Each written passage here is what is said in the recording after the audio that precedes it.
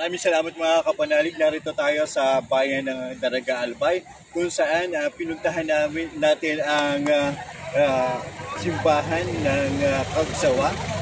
Dito sa simbahan ng Kagsawa, dito inordinahan si Father Pete Montaliana. At sa pagkaka-ordina niya dito, hindi pa ito after a year, saka lang nagkaroon ng aksidente or nagkaroon ng isang di inaasahan na pagkakataon at naging ganito na nga ito.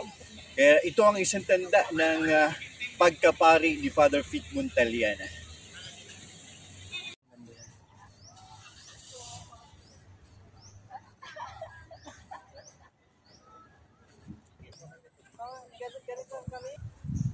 Layo naman.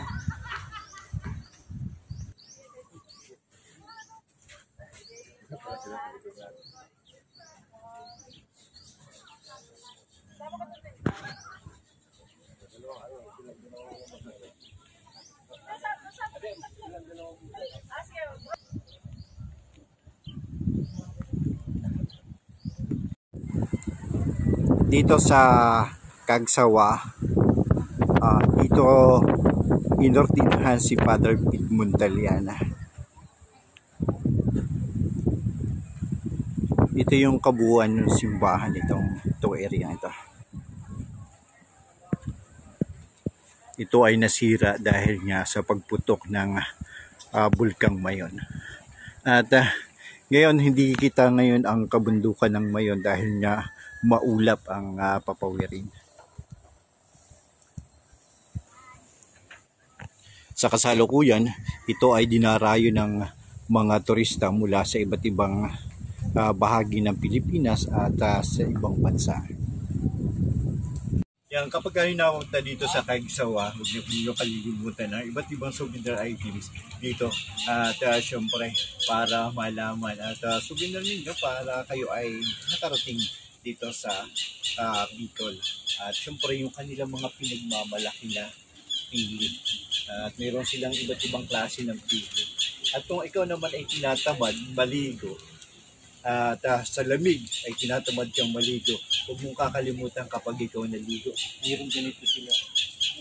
Kung ayaw nyo ng sabon, ito yung pinakamatipid na sabon. Siguradong tanggal ang inyong libag. At hindi mauubos. Kaya ano pang hinihintay ninyo? Pag pumunta kayo dito, itong habon na ito, libre pa at pangmatagalan.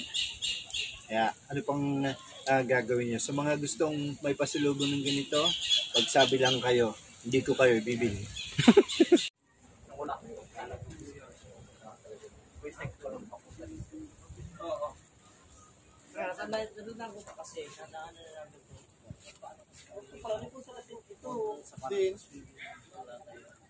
May punta ba siguro ito?